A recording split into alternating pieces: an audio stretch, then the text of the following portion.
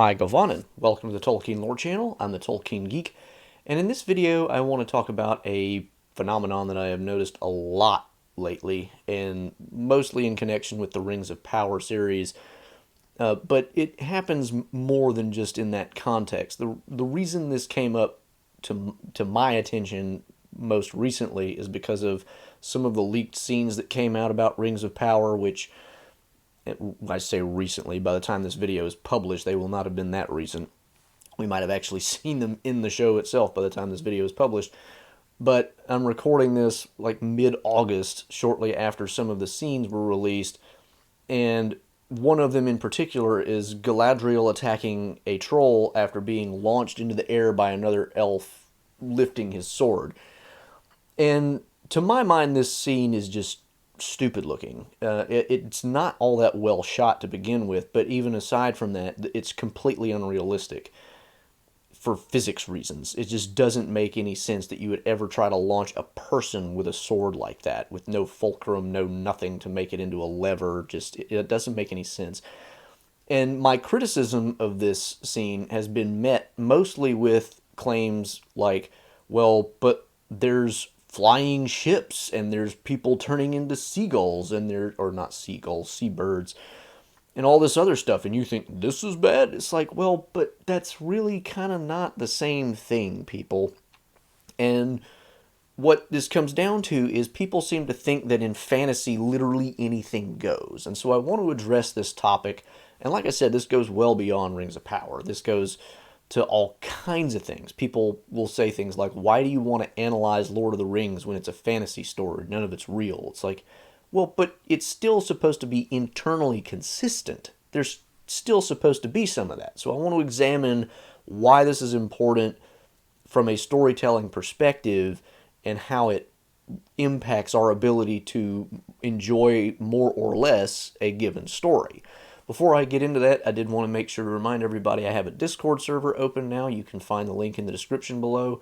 Join a bunch of other people there talking about Lord of the Rings, Silmarillion, all kinds of other Tolkien-related stuff.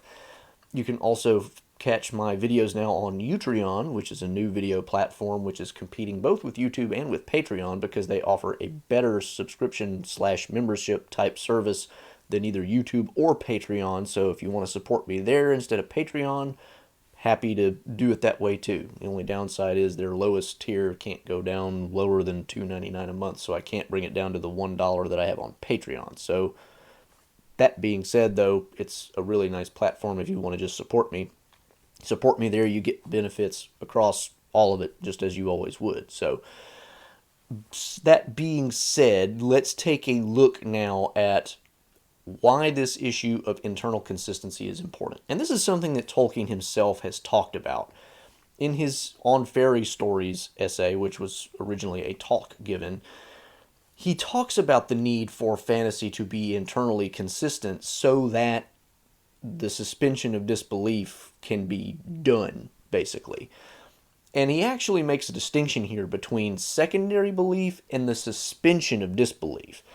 Suspension of disbelief for Tolkien is when, despite the story not being believable, we still kind of actively engage with it as if it were. Whereas secondary belief for Tolkien is when the story is written in such a way that what happens within it is true. And it's true in the sense that the rules of the world that's been created are consistent and everything follows the rules. And so for Tolkien, this idea is that it's not that we suspend our disbelief to read a fantasy story about dragons. It's simply that within the story of that we're reading or watching or whatever it is, that is not unbelievable. And therefore we don't have to suspend our disbelief. So Tolkien actually had kind of an interesting way of looking at this. It's not even suspension of disbelief. But what we have in a lot of fantasy is stuff that is, and not even just fantasy. I mean, you can watch almost any action movie made almost ever and find things that are just not really credible. Some of the things that happen in action movies are kind of deliberately over the top to seem impressive, but are also for that reason not realistic. And For Tolkien, this kind of thing takes you out of the experience. You no longer experience the story as just being true on its own terms. You experience it as either just not believable, or you have to actively suppress your critical thinking in order to enjoy it to the extent that you're really supposed to. For Tolkien, the ideal is when you can just write the story or tell the story in such a way that when everything is looked at, you don't see any problems, and therefore the enjoyment comes from the combination of the story being enjoyable, but also you being able to invest it with what he calls secondary belief and not have to actively suppress that critical thinking. Now, I'm not saying here that we need to completely shut off our critical thinking about everything, or that critiquing even minor things is always a negative. I mean, some things you ought to be able to criticize, but some criticisms are minor or even nitpicky, right? So in some scenes you might have something that you would nitpick, but especially when it comes to movies or any kind of film adaptation, some of that is going to be limited by the fact that you're trying to get people to do things physically in space that they might trip, mess up, miss their mark, and you can't do infinite takes. So there's some limitation to this anyway, that you shouldn't criticize every little thing just because it's not 100% right. And I've made this point before about the Rings of Power too. It's like, if we were going to do this completely accurately, technically speaking, Aragorn shouldn't have a beard. Elendil should be almost 8 feet tall, and there's all kinds of things that you could nitpick, but it's like, okay, where are we going to find an 8-foot tall actor to play Elendil? I mean, it's just not going to happen. So the idea that you nitpick everything is bad, but there is a point where I think you have to step in and say, come on, that really was a bad decision. And the Galadriel being launched on the sword scene to me is one of those, because you didn't have to make it look completely unrealistic to make it look cool. The guy could have done something similar, but launched her with something that's not a sword, because frankly, if you put that much weight on a sword, it's probably going to snap. And B, use a fulcrum. Use something to make it leverage, because as is, the amount of torque Galadriel is going to be putting on that sword with her full weight plus a full suit of armor is going to overcome any amount of force that even the strongest person on Earth could generate with just shoulders lifting that sword up. So it's completely unrealistic, but could have been done in a way that would have been much more realistic and believable, and still been, just accomplished the same basic thing. Now, why is this important from a storytelling perspective? Let's take a little bit more of a detailed look here. First of all, if you can break the rules willy-nilly and just make up things as you go, there aren't any real stakes in the story. Now, people will often come back and say, but they already break the rules because you have flying ships and you have people turning into seabirds. It's like, but you don't understand. Within the story, that's within the rules. But the rules of the story, as Tolkien wrote it, this is basically our Earth, which means it has our gravity and it has our biological systems. This is, this is not some radically different plane. It's not like John Carter of Mars, where he can jump, many yards because the gravity is lower. It's still got the same gravity. You still have to have the same amount of strength to move things in Middle Earth because it's our Earth. Now, question about whether it's flat or round, Tolkien kind of morphed his decision about that over time, and it's not really clear which direction Rings of Power is going to go with that. But that aside, the point being, you have to have some kind of rules in place. If there are no rules in place, there's no stakes. If we can't identify the limits of the heroes, then they have no limits, and therefore they can do anything, and therefore there really isn't an obstacle that we have to worry about them overcoming.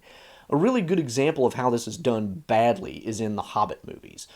Especially the first Hobbit movie, where the dwarves and Bilbo are escaping from, well, it's really just the dwarves because Bilbo is already separated, but they are escaping from Goblin Town with Gandalf.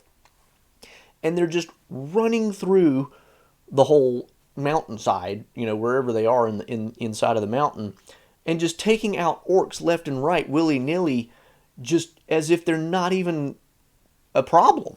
And yet somehow they got captured at the very beginning. Not really clear how that happened, but I mean, they're just completely slaughtering all these goblins in Goblin Town, and it's just, when you see it on screen, it might be amusing because it's kind of funny, but there's no tension in the scene at all because you're just like, oh, well, they could just completely cream all the goblins in Goblin Town. Why are they even running? Just turn around and just keep doing it.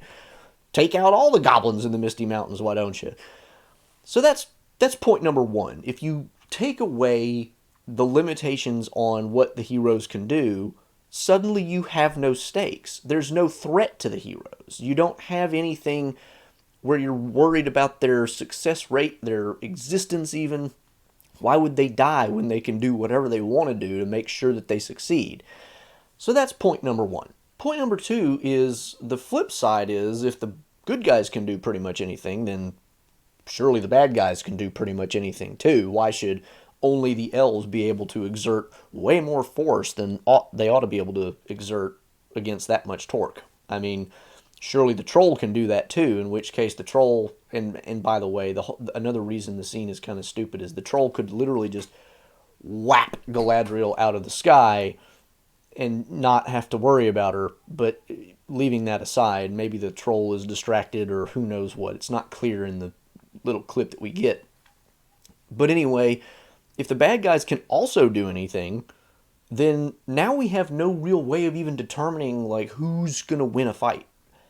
In a typical situation, the ideal is you have something like an even fight or the good guy is the underdog. Because usually the point is evil is hard to defeat and therefore there's a lot of stakes, but there's also a lot of chance of failure. And it's the success against the odds that makes things, really interesting. Like, think of the Rocky movies. Rocky has no chance of beating Apollo Creed in that first movie. He's just not skilled enough. Apollo Creed is the world champion. He's taking on this no-name guy in Philadelphia. And, Rocky trains and trains and trains. And for him, the victory is just making it to the 15th round and not being knocked out. That is his victory. He beat the odds, not by winning, but just by making it that far. But as a more general rule, you want the good guys to straight up win. In Apollo and Rocky's case, there's no good guy or bad guy. It's just one guy trying to do as best he can. But in a story of good against evil, where the fate of the world is at stake, the good guys have to win for the story to be anything like a true fairy story as Tolkien would describe it. And if the good guys have to win, but the bad guys can do anything and the good guys can do anything, where's the stakes? You have no way of measuring who has an upper hand, you have to basically invent tension out of nowhere to make these kinds of fights work. A good contrast for this would be something like Mission Impossible. Now, some of the Mission Impossible stuff is completely unrealistic too, but there is the scene in the first Mission Impossible where they're breaking into, I forget if it's the CIA headquarters, wherever it is, but they have to lower Ethan Hunt down and he's like trying to balance and not fall and hit the floor because if he just puts a tiny bit of pressure on the floor while that room is locked down, it's going to set off the alarms. So the idea that, that the tension is there comes from we know what has to be overcome. If you don't know what has to be overcome, because there are apparently no rules, you're just sitting there watching and they have to invent some kind of stakes like, the bad guy has to just be doing better, even though there's no particular reason to think that they are better than the good guys. A third major reason why this doesn't work is the idea of inconsistencies, which I've already kind of touched on. And the point here is that if you have some kind of rules in place, as any story must, and then you start breaking the rules in any kind of way, now you just have the problem of inconsistency. And some inconsistencies are easier to overlook than others, but the point is, anybody who has any kind of critical thinking faculty turned on in their brain who witnesses an inconsistency is going to have their experience lessened by it. Now, if you're the kind of person that you can literally completely turn off your critical thinking faculty when you're watching a movie or reading a story, okay, good for you. some of us can't do that so easily, and I don't think we should be asked to do so either. Once you start creating inconsistencies, the world no longer has rules. The whole idea of the law of non-contradiction is that if the law of non-contradiction doesn't hold in at least one instance, it doesn't hold at all. It's either a hard and fast rule or it's not. So once you start doing things that violate that, suddenly the whole thing collapses. If you can have contradictory things in the same story, then there's just no place left to invest any kind of real belief, secondary belief. You can suspend your disbelief, as Tolkien would say, but there is no secondary belief. A really good example here is Star Wars. And I'm sorry if I am stomping on any Star Wars fans, but one of the things that the sequel trilogy especially did was do things with the Force that just do not seem to fit with anything else that came before. And it made me realize that the Force was always actually a major problem with the story as a whole. But you would see things happen in the sequel trilogy, like, I forget exactly what the context is, but either Rey or Kylo Ren is using the Force to pull down like a shuttle that's trying to fly away from whatever planet they're on. And we never saw this before, and there's a good reason we never saw this before, because if you can just manipulate an object like that, then you can manipulate pretty much any object. And what I realized in thinking about it was when Yoda says, no, no different, only different in your mind, you must unlearn what you have learned, to Luke Skywalker, who can't lift the X-Wing out of the swamp, what Yoda has done is told us that you can do pretty much literally anything with the Force, because the difference between a pebble and the biggest star in the universe is nothing as far as the Force is concerned. Similarly, Darth Vader tells what's-his-name in the very early stages that the ability to destroy a planet is insignificant next to the power of the Force. He was more right than he knew, because based on what he said and based on what Yoda tells us, we actually have the problem of you could literally just use the Force to force crush the Death Star. You don't have to do like a suicide mission to try to blow it up from the inside. Once you introduce that contradiction, that the Force can do anything and yet we don't actually ever see people using it in the way that theoretically it could be used, we have a problem. And it's really hard to go back and watch the original trilogy, taking the sequel trilogy, and thinking that you can actually make it all work, because you can't anymore. Once the Force is that powerful, it renders the entire story silly, really. Now that's a grand scale version of this, but small scale stuff ruins the experience too. Whenever you have things going on that just are not consistent, it's hard to overlook it if it's kind of obvious. And once that happens, it just takes away from being able to really just enjoy the story on its own terms. You want the story to be consistent with itself, because then you don't have to turn off your critical thinking faculty. In fact, the best kinds of stories get you to engage critically with them in ways that you can't do if the story itself is just totally inconsistent already. So the point being, magical things like dragons, fairies, elves, the Valar, all this stuff, they do not create an excuse to do just whatever the heck you want in an adaptation of The Lord of the Rings. And yes, this goes for Legolas in the original movie trilogy by Peter Jackson too. Some of the stuff he does in there is kind of crazy, and the stuff he does in The Hobbit is even crazier. I've complained about all these things in the past, not necessarily on this channel, but it's not like I'm only talking about the Rings of Power. I will criticize all of it. But the point is, the internal consistency is what matters. If you can get what Tolkien described as a secondary world with a secondary belief that is based on the internal consistency, where the things that happen in the story are true within that story, that is the pinnacle of fantasy or fairy story telling. That is the point of what you're really trying to do there. Being lazy and just trying to do things to look cool without considering how realistic or unrealistic or inconsistent they are with other elements of the story, that just does not work. So for anybody out there who's trying to argue that, well, why are you so upset about this? It's a fantasy story. Or why do you care about analyzing plot holes? It's a fantasy story. Or why do you care about this being unrealistic? It's a fantasy story. This is why. A good story should not be immune from this type of criticism just because it's a fantasy story. Fantasy just gives us a different rule set to play with. Whatever the rule set that allows dragons to exist does not mean suddenly that gravity, torque, force, and all of those things go out the window. It means we may have to play around with how we think that aerodynamics of giant winged reptiles work, but it doesn't mean that the laws of physics just have to be completely abandoned. So those are my thoughts on this idea that fantasy just renders moot any kind of realism or anything like that.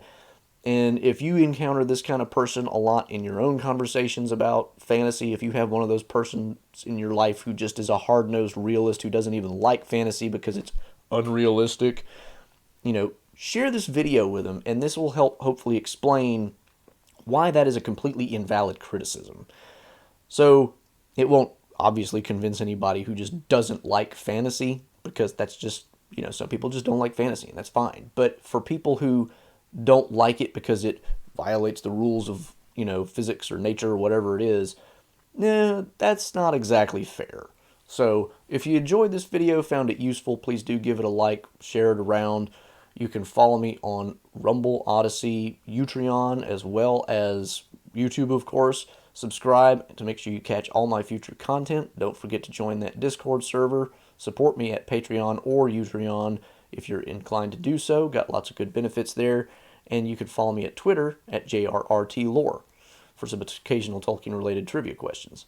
Until the next time, I'm the Tolkien Geek, signing out for the Tolkien Lore channel. Namarie. Thanks to all supporters of the channel, especially Elf Friends PA Brew News, Tracy Meehan, Nathan Dufour, and Paul Leone.